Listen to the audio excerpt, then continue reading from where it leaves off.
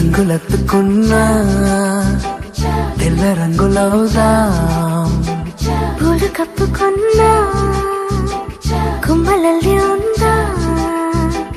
ఆకు చాటునున్నా పచ్చి పిందెలవుదా.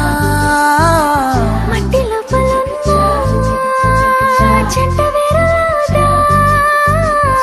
ఎవ్వరి కంటి చూపు చేరలేని ఎక్కడ మన జంట అవసరాన్ని చోటున పద నువ్వు నేనుందాం.